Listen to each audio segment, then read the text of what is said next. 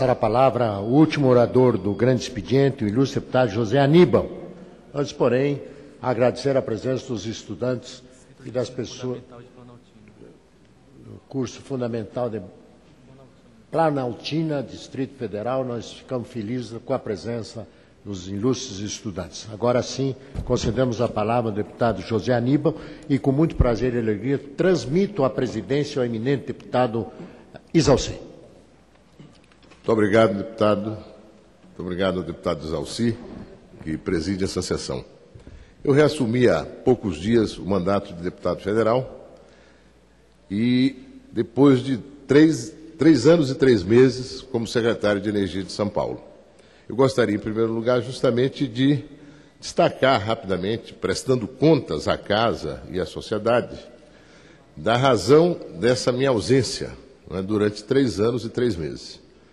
Eu assumi a Secretaria de Energia do Estado de São Paulo e tive como orientação básica do governador Geraldo Alckmin fazer um trabalho intenso no sentido de dar satisfação aos consumidores residenciais, comerciais, industriais, do serviço de fornecimento, distribuição de energia elétrica no Estado de São Paulo. Quando nós chegamos, logo em 2011, tivemos 3 apagões, em fevereiro, em junho e julho. E começamos a estudar a situação em que se encontrava o setor de distribuição em São Paulo. E pudemos observar, através dos balanços das empresas, que a lucratividade não era pequena. O que faltava era mesmo investimento em manutenção, investimento em requalificação das linhas, investimento em ampliação do serviço. E os resultados apareceram ao longo desses 3 anos. Para que vocês tenham uma ideia, senhor presidente, hoje as 5 principais distribuidoras de energia de São Paulo, que em 2010 tinham um desempenho em termos de número de horas de interrupção de energia por ano, em 2010 esse número de horas era de 9 horas por ano de interrupção média no fornecimento. Em 2013 foi de 7 horas e 40 minutos. Houve uma redução de 13% no estado de São Paulo. E na região metropolitana, de 25% a redução do número de horas de interrupção no fornecimento ao longo de um ano.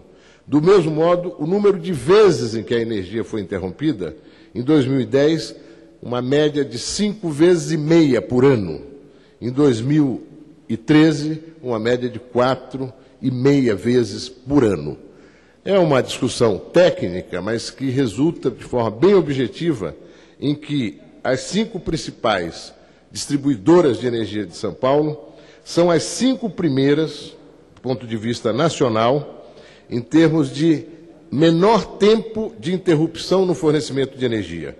Esses aqui são dados da Agência Nacional de Energia Elétrica, da ANEEL. As 5 primeiras são as 5 principais distribuidoras de São Paulo. A média nacional do número do período sem energia no Brasil é em torno de 17, 18 horas ano. A média em São Paulo é em torno a 6, 7 horas, 7 horas e meia por ano. Do mesmo modo, o número de vezes, do ponto de vista Brasil, a média é de 10, 11 vezes. Em São Paulo, é a metade disso, 4,5 vezes de interrupção ao longo de um ano. Esse foi o principal resultado.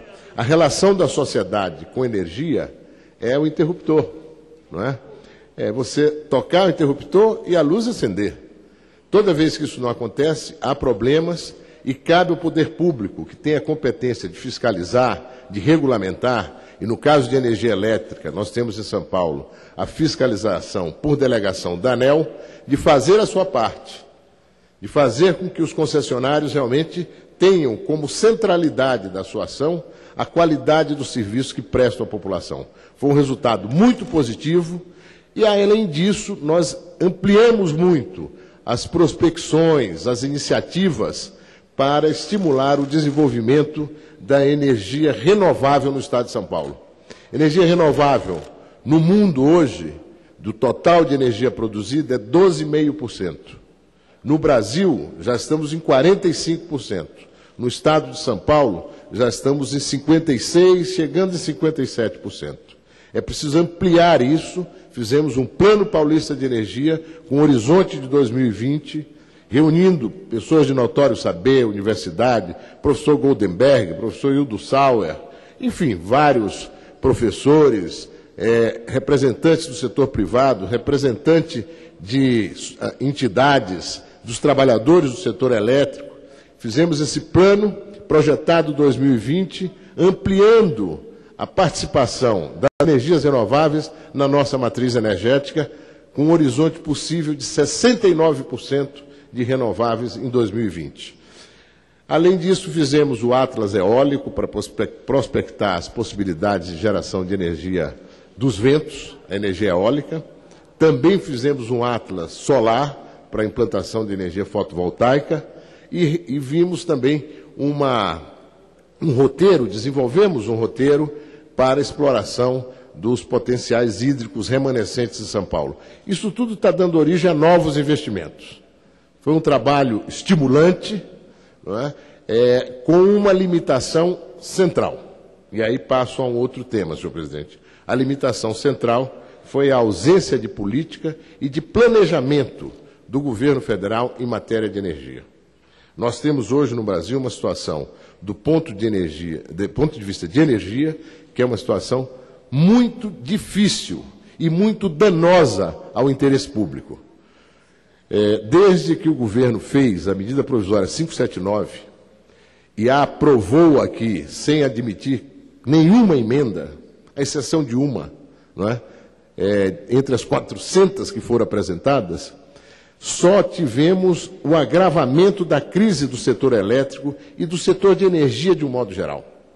Uma medida provisória ruinosa, demagógica, eleitoreira, porque se dava com uma mão uma redução da tarifa de energia, com a outra mão tirava, como está tirando, dezenas de bilhões do Tesouro que podiam estar sendo investidos em várias outras atividades, segurança, educação, mobilidade urbana, saneamento. Já foram dezenas de bilhões que estão sendo dados às distribuidoras, porque se desorganizou de tal maneira o setor que o preço da energia subiu, além da situação de pouca chuva, de escassez de reservação de água. O preço da energia hoje está no pico. E o governo federal desorganizou totalmente o setor, não só com essa medida provisória, mas com outras iniciativas que se mostraram ruinosas, como essa de impor à Petrobras preço administrado, fazendo com que a empresa compre derivados de petróleo por um valor e venda mais barato aqui, internamente, criando uma situação difícil para a empresa e também arruinando o setor sucroenergético. O setor sucroenergético no Brasil, que fez esse fantástico programa do etanol, de um combustível de baixo impacto ambiental, vive hoje a sua pior crise. A tal ponto, deputado Exalci, que o Brasil está importando etanol dos Estados Unidos para suprir a demanda de etanol no Nordeste. Isso é realmente vergonhoso. O Brasil tem um potencial de produção muito maior do que o que está realizando, mas o fato de o governo federal tratar o setor desta forma, impondo uma política de preço à Petrobras, que é artificial, uma conta que nós vamos pagar num momento ou no outro, e vamos ter que pagar, e quem vai pagar somos todos nós, implica a ruína de um setor que emprega 1 milhão de pessoas. Ainda ontem a imprensa disse que mais 10 usinas em São Paulo abriram mão de fazer moagem de cana esse ano. São milhares de empregos que vamos perdendo. Ou seja, eu queria, pela oportunidade, ler aqui um último artigo que publiquei no blog do Noblac. A todas as quartas-feiras eu publico um artigo. Este é sobre a Petrobras. Se chama Petrobras Assuntos Técnicos. A oposição precisa aprender que assuntos técnicos requerem uma abordagem diferente do espetáculo de uma CPI em ano eleitoral. Assim, o ex-presidente da Petrobras, José Sérgio Gabrielli, termina o seu artigo na Folha de domingo passado. De fato, assuntos dessa natureza devem ser tratados com zelo e responsabilidade, sobretudo por quem dirigiu a empresa. Na mesma folha, Hildo Sauer, ex-diretor da estatal 2003-2007, ajuda a explicar o pânico petista com a CPI da Petrobras. Após atestar o baixo desempenho da diretoria executiva, Sauer responsabiliza o Conselho de Administração, presidido por Dilma, então presidido por Dilma, que autorizou a compra de uma quase sucata numa operação nefasta e ruinosa que nenhuma outra petroleira do mundo faria, não impunemente. Em Abreu Lima, continua Hildo Sauer, o investimento já é de 20 bilhões de dólares, quando pelo padrão internacional, para refinarias de complexidade semelhante, não deveria exceder 7 bilhões de dólares, e já está em 20 bilhões de dólares. Paradigma semelhante acompanha o Comperge, diz Sauer. O Comperge é um projeto megalomaníaco no qual a Petrobras já investiu bilhões e bilhões, está lá há 7 anos e não resultou em nada até agora. Ele também questiona, Sauer, o sobrepreço do gasoduto Urucu-Manaus e a operação desmanche da Petrobras, de ativos da Petrobras na África, no México, na Argentina e mesmo aqui no Brasil. Hildo Sauer conclui, o Conselho de Administração deveria explicar isso ao acionista controlador, o povo e ao Congresso Nacional.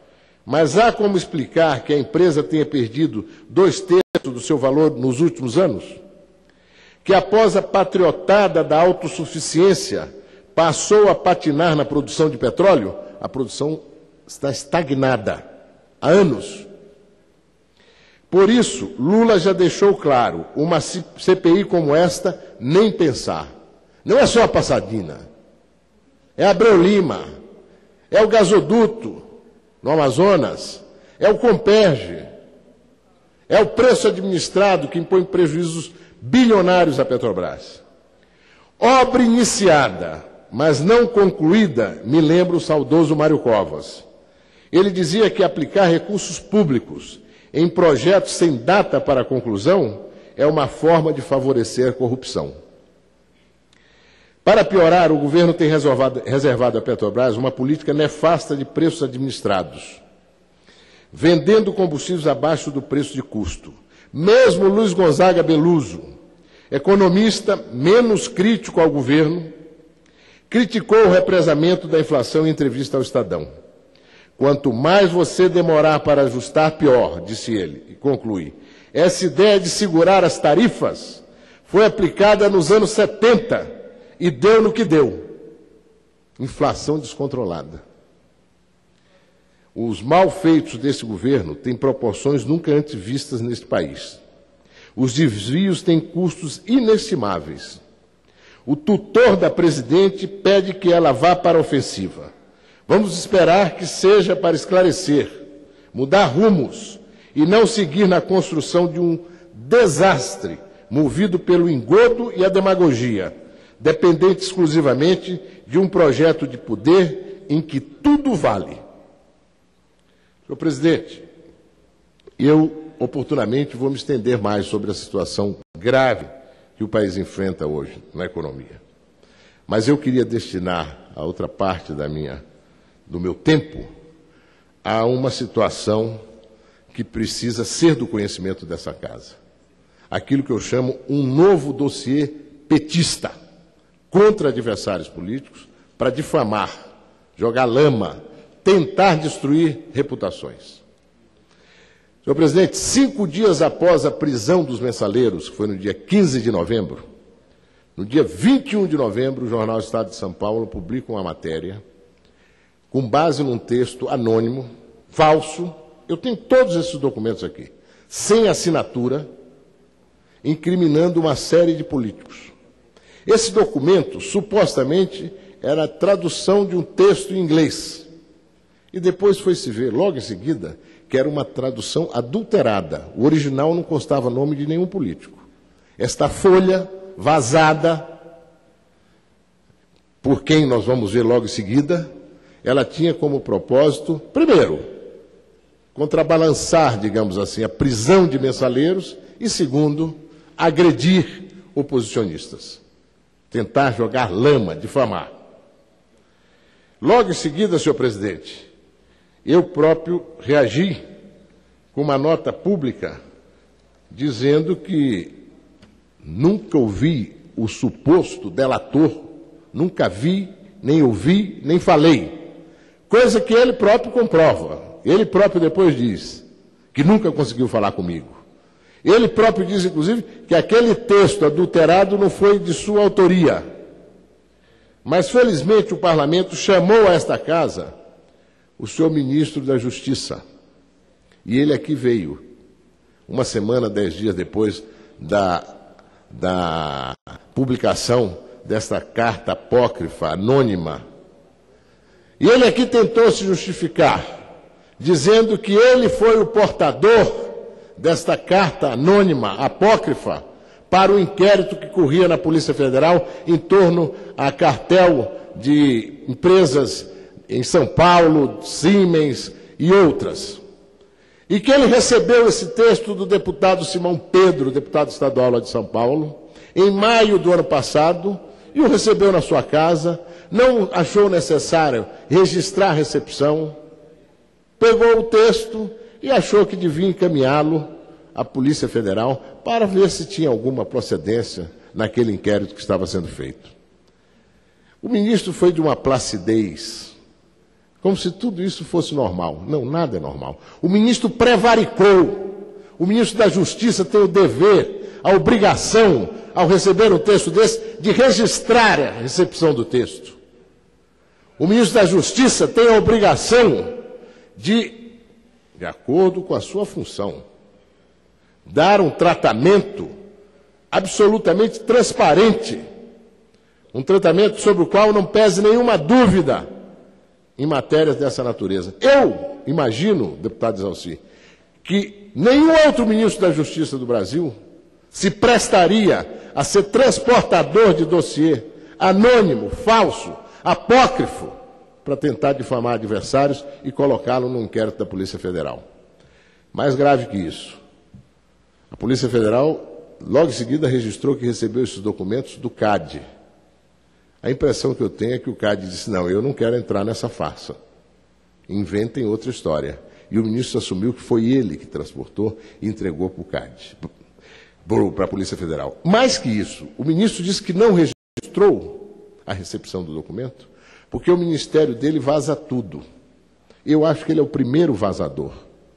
Acho que, inclusive, esse texto que foi vazado para a imprensa veio de lá. Agora, alguns dias atrás, o deputado Simão Pedro, esse que eu tenho caracterizado como falsário, que fez o texto, até prova em contrário, se não foi ele, ele vai ter que dizer quem foi. Ele foi tentar responder uma entrevista que eu dei na televisão, sendo muito contundente a respeito desse dossiê. E a jornalista o questionou fortemente. Mas, afinal, o senhor levou esse texto ou não levou? O senhor pediu para levar para a Polícia Federal ou o senhor não pediu? Ele responde. O nome da jornalista diz, eu não posso, eu nunca falei para ele assim. Ele é o ministro da Justiça. Olha, ministro, eu queria que o senhor entregasse isso para a Polícia Federal. Eu queria que o senhor desse uma analisada. Quando veio aqui, na Câmara dos Deputados, o ministro da Justiça disse que, em maio do ano passado, ele recebeu Sua Excelência o deputado Simão Pedro na sua casa, muito informalmente. Talvez de bermudão, chinelão, bater um papo. E o deputado Simão Pedro mostrou ao ministro essa carta anônima, apócrifa, falsa. E lá pelas tantas o ministro diz, ele me indagou se eu poderia, na forma da lei, encaminhar esses novos documentos à Polícia Federal. Quem é que está mentindo, deputado? Esse falsário Simão Pedro ou o ministro da Justiça que prevaricou? Aliás, ele aqui disse que o deputado pediu a ele, o deputado nega, disse que não pediu. Mas ele disse que o deputado teria pedido na forma da lei. Ele o que é que fez? Pegou um pedaço de papel e federal. É o que ele diz. A Polícia Federal, eu tenho aqui os dois delegados da Polícia Federal que receberam o texto, dizendo, encaminhado pelo CAD, recebemos um texto, etc, etc. Isso nós conseguimos desmontar, desmoralizar logo em seguida, através de entrevista coletiva e com a vinda do ministro aqui. O ministro até foi, em seguida, muito estimulado pela presidência, segundo a imprensa. O ministro da Justiça agora afirma que vai processar tucanos, sobretudo a mim. Eu estou com uma denunciação caluniosa contra ele. Por quê? Porque eu disse que ele era sonso, que ele era prevaricador, que ele cometeu uma ilegalidade ao agir desse modo. Isso vem de tempos, deputado Exalci. Eles vêm há tempo tentando formar esse dossiê. Como nós desmoralizamos essa primeira parte, o próprio delegado da IELO, delegado-geral da Polícia Federal, no dia 26 de novembro passado, declarou no Jornal Nacional o seguinte: nós vamos praticar as diligências para ver se existe dentro de um inquérito já existente, e neste inquérito, se algum personagem de foro privilegiado, existe algum personagem de foro privilegiado, ou surgir indício de envolvimento, esse inquérito sim será remetido ao tribunal respectivo. Mas aí acrescenta, 26 de novembro, no momento nós não temos na investigação nenhum personagem de foro privilegiado sendo investigado ou sequer indício de seus envolvimentos. O próprio diretor-geral da Polícia Federal desqualificou aquele texto transportado pelo ministro da Justiça como sendo um texto que tivesse algum indício de participação no cartel ou na distribuição de propinas ou de benefícios de algum personagem com foro privilegiado. Pois bem, mas como a história apareceu, eles tinham que tentar desdobrar esse assunto. E logo isso aconteceu.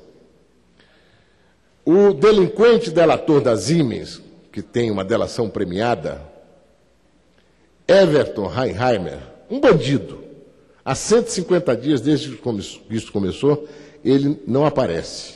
A gente não consegue intimá-lo, eu tenho várias ações contra ele, não sei o quê. Ele deve estar sob a proteção do Ministério da Justiça.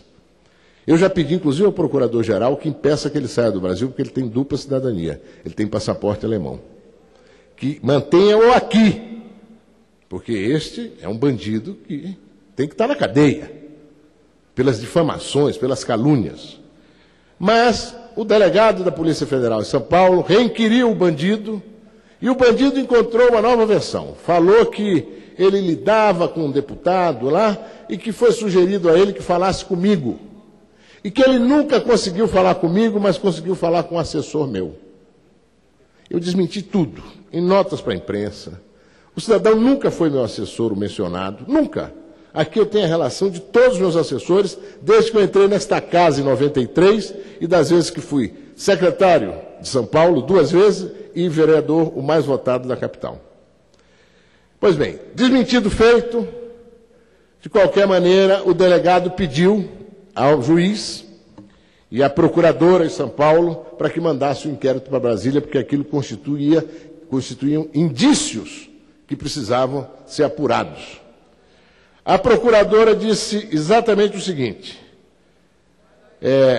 somente com a colheita de elementos que corroborem as informações prestadas pelo investigado colaborador é que o feito pode ser remetido ao STF. Ressalta que não existe nos autos, até o momento, elementos que possam demonstrar qualquer responsabilidade penal das pessoas mencionadas nos depoimentos de investigação do investigado colaborador. Quer dizer, o que o bandido disse não tinha nada que fosse um indício firme contra quem quer que seja. O próprio juiz que encaminhou diz: diante dessas premissas, não posso deixar de destacar que, a meu ver, os elementos obtidos pela autoridade policial até o momento são fragilíssimos em relação às autoridades com prerrogativa de foro mencionadas pelo investigado colaborador. Esse exame, portanto, no entanto, não cabe a mim, vou encaminhar ao ministro Marco Aurélio, como encaminhou ao Supremo Tribunal Federal. O ministro encaminhou para o Procurador-Geral da República. O Procurador-Geral da República ficou com o material durante um tempo e, em seguida, pediu ao ministro Marco Aurélio toda a integralidade da delação premiada do bandido das Siemens. E depois de 2 meses, finalmente, agora no começo de abril, o Procurador-Geral da República isentou os demais parlamentares que estavam ali, à exceção do deputado Rodrigo Garcia e de mim. No meu caso, o Procurador-Geral da República, eu quero destacar isso bem, deputado Exalci, o Procurador-Geral da República diz que aí houve uma reinquisição, uma nova fala do bandido delator, porque aquilo que ele disse lá atrás, tentou falar comigo, não conseguiu, tal, tudo isso foi irrelevante do ponto de vista de qualquer indício com relação a mim. É irrelevante. Além do que eu testemunhei, quer dizer, deixei claro que o rapaz nunca foi meu assessor e ele mesmo, o bandido, disse que nunca conseguiu falar comigo, nunca me viu e nem conseguiu falar comigo. Foi sugerido a ele que falasse comigo, mas que ele falou com o assessor. Pois bem, o Procurador-Geral da República, numa nova reinquisição do bandido delator, o bandido disse que em 2005, ele foi orientado por um cidadão que é o presidente da CPTM em São Paulo atualmente, chama-se Mário Bandeira, ele foi orientado que ele deveria passar o bandido delator a tratar com José Aníbal, deputado estadual que ficou responsável pelos contatos políticos e pela distribuição das prebendas, das propinas. Deputado Exalci, eu nunca sequer fui candidato a deputado estadual. Não é que eu não fui deputado estadual, eu não fui candidato a deputado estadual. Eu até pedi para a presidência da Assembleia Legislativa de São Paulo, eles mandaram um documento atestando esse fato. Mas o Procurador-Geral da República, ao pedir que a ação prossiga com relação a mim, a investigação, ele diz o seguinte: de outro bordo, o colaborador apontou ainda indícios de envolvimento do deputado federal José Aníbal. Não foi deputado federal, foi deputado estadual que ele se referiu na delação dele. Na medida em que relata ter sido avisado com a saída do deputado Garcia, da presidência da Comissão de Transporte da Assembleia Legislativa do Estado de São Paulo, deveria passar a tratar com o deputado José Aníbal. Porque o delator diz que tratar com o deputado estadual José Aníbal, porque o deputado Rodrigo saía da presidência da Comissão de Transporte da Assembleia Legislativa e eu assumiria. Isso é um fato. O senhor Procurador-Geral da República, ele passou por cima desse fato. Isso é gravíssimo. Gravíssimo! Eu soltei uma nota,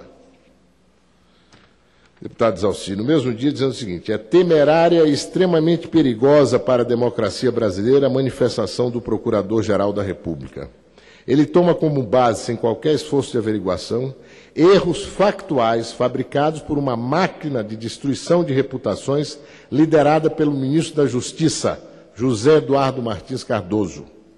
Eu não era deputado à época dos fatos, ao contrário do que diz a manifestação do Procurador-Geral. Tampouco fui presidente da Comissão de Transporte da Assembleia Legislativa, por óbvio. Segundo a nota espúria divulgada pela assessoria da Procuradoria-Geral da República, eu não atuava na esfera estadual e nunca fui deputado estadual. Ambos os documentos, a manifestação do Procurador-Geral e o documento infeliz de sua assessoria, disseminam de forma proativa mentiras que poderiam ter sido desfeitas, no mínimo, por uma busca na internet. As fraudes e calúnias nos vários depoimentos do bandido delator da Siemens, a Polícia Federal, foram acolhidas pelo Procurador-Geral sem nenhum critério ou verificação que pudesse justificar a continuação da investigação.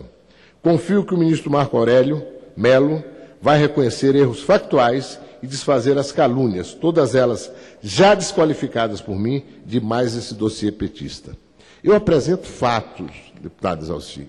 Eu tenho aqui o alegado, a pessoa que ele alega, que sugeriu a ele que tratasse com o deputado estadual José Aníbal em 2005, e é presidente da CPTM, tem uma nota dele aqui.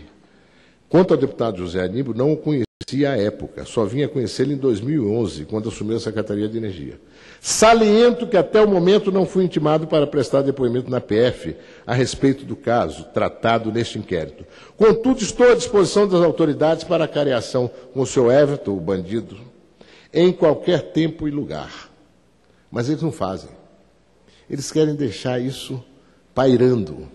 Felizmente, agora nós vamos ter, e eu espero que certamente logo, a manifestação do ministro Marco Aurélio Mello. Agora, com relação à trama, deputado Exauci, fica claro que se trata de um dossiê petista. Mais um, é uma especialidade deles. Eu até trouxe aqui um parágrafo de um artigo do João Melão, que já foi deputado, no Estadão do dia 18. Ele diz o seguinte: existem pessoas que colecionam borboletas, outras preferem guardar selos. Já esta gente sinistra do governo se dedica a armazenar dossiês. Creio no que eu digo, não é a paranoia minha afirmar que a maioria dos membros do Congresso Nacional, ao menos a parcela que mais se destaca, tem uma ficha bem guardada e detalhada nos mínimos pormenores, que vai do berço ao túmulo para a eventualidade de vir a ter alguma utilidade. Quanto a mim, deputado, eu posso dizer que eles também fabricam dossiês apócrifos, anônimos, como esse aqui. Não é só levantar a ficha. A minha ficha está à disposição. Eu já reiterei várias vezes. Eu não tenho nenhum problema. Patrimônio, contas bancárias, o que quiser. Eu nunca tive, em 46 anos de vida pública, nunca, qualquer processo, qualquer aleivosia, qualquer injúria ou verdade com relação a atos que não fossem republicanos. 46 anos. Eu não tenho o que temer. Eu vou até o fim nesse caso. Já me sugeriram, olha, o ministro da Justiça é muito poderoso. Na República, ele é igual a qualquer outro cidadão. Na República, e nós vivemos numa República democrática, ele é igual a qualquer outro cidadão. E é assim que eu estou processando ele, denunciação caluniosa. Ele também está me processando, não tem problema. Vamos ver quem é que falou e fala a verdade e quem está mentindo, como eu já mostrei aqui, ele se desentendendo. O falsário, o deputado Simão Pedro, e ele. O falsário dizendo que não pediu para mandar para a Polícia Federal texto anônimo, e ele dizendo que ele indagou se ele podia mandar para a Polícia Federal.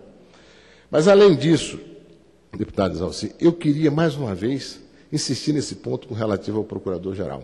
O Procurador-Geral é muito ocupado, mas ele é Procurador-Geral de toda a República. E no caso de um homem público ou de homens públicos, ele tem que ter toda a atenção a sugerir qualquer procedimento com relação a eles. No meu caso, ele não teve nenhuma. Se ele fosse na internet e tocasse ali e procurasse saber, ele ia ver que eu nunca fui deputado estadual. Isso já seria suficiente. Se é com base a isso que ele propõe me indiciar, é com base no fato de que continuar a investigação, de que um bandido que está sumido, sob proteção do Ministério da Justiça, com certeza, eu espero, que ele não tenha saído fora do Brasil.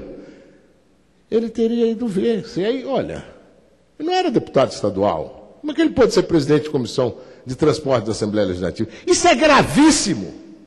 Eu fui na internet saber mais do procurador Janot, procurador-geral. Vi que ele é mineiro, estudou na UFMG. Eu também estudei lá, junto com a presidente. Estudamos juntos, na mesma turma, na economia. Fomos expulsos juntos, com ato 5.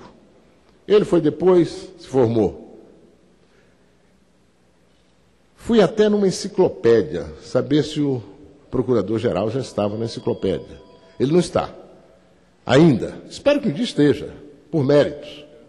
Mas vi que tinha um médico francês chamado Maurice Janot, que viveu no século XX, e que pesquisou drogas contra o câncer. Eu espero que o Procurador-Geral da República tenha uma contribuição decisiva no Brasil para que alguns cânceres da nossa vida pública hoje sejam extirpados. Manipulação, uso da máquina pública, corrupção disseminada, formação de dossiês para difamar e destruir reputações. Isto é mais um dossiê petista. Eu não tenho que temer. Olha, já disse, eu estou à disposição. Mário Bandeira já disse que está à disposição. O suposto assessor meu, que nunca foi, está já nos autos, isso, à disposição, a qualquer hora e lugar, para cariação, para depoimento, para o que for.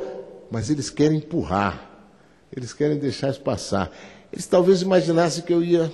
Certo, mas deixa para lá. Não tem deixa para lá. Eu não sou igual a eles. O maior objetivo dessa gente é transformar a política brasileira, toda ela, numa podridão. Todos somos... Eu não sou igual a eles. Eu tenho história de vida, postura, compromisso republicano permanente. Nunca me envolvi em qualquer atividade que pudesse dar origem à suspeição, a qualquer coisa que fosse. Muito menos nisso aqui. Eu não tenho nada contra que se leve, pelo contrário, tanto quanto o governador Geraldo Alckmin, que se apure integralmente qualquer toda e qualquer denúncia com relação a cartel, metrô, trem, coisa que está sendo feita. Agora, usar isso como gancho para emporcalhar a reputação de adversários políticos é gravíssimo. O Procurador-Geral da República deve uma resposta a isso que eu estou dizendo aqui. Eu me manifestei no dia e imaginei que ele ia se manifestar também, mas ele, infelizmente, não se manifestou. Que ele ia se manifestar reconhecendo esse fato elementar, mas ele não fez. Deputado Exalci, é uma volta ao Parlamento. Eu tenho muita estima pelo Parlamento, muita, toda estima. Toda vez que se critica que isso, aquilo, você veja, hoje mesmo aqui, o deputado pouco antes de mim estava falando de um texto aprovado do maior significado para o país, que tem a ver com inovação tecnológica, pesquisa e desenvolvimento, aproximar a universidade da produção, dos setores produtivos e vice-versa. Um movimento aí de interatividade a favor da competitividade, de uma melhor posição do Brasil na economia internacional. O parlamento é capaz de grandes iniciativas. Infelizmente, eu tive que gastar esse tempo para também dar essa satisfação aos meus pares, ao Brasil. Eu já me manifestei várias vezes. Esta foi mais uma dentro da casa a que eu pertenço. E em satisfação e em consideração aos meus pares. Eu quero dizer que não vou descansar enquanto isso não estiver totalmente revelado. A trama, o dossiê, a iniciativa malsã. O Brasil precisa acabar com isso. E espero do Procurador-Geral da República que ele tenha a atitude que ele já deveria ter tomado, que é a atitude que se espera dele, que ele reconheça que cometeu um erro primário e me tire de uma investigação com a qual eu não tenho nada a ver, rigorosamente nada a ver. Muito obrigado, deputado. Bom dia. Quero parabenizar Vossa Excelência pelo pronunciamento, ao mesmo tempo solidarizar com essa situação. Infelizmente, tentam generalizar todas as situações e, infelizmente, como dito no livro do Romeu Tuma Júnior, há uma fábrica de dossiês no Brasil que compromete, inclusive, a reputação de parlamentares sérios como Vossa Excelência. E quero também aproveitar para dizer, na fala de Vossa Excelência também, a questão da demagogia, da questão da energia elétrica, está aqui, a demissão de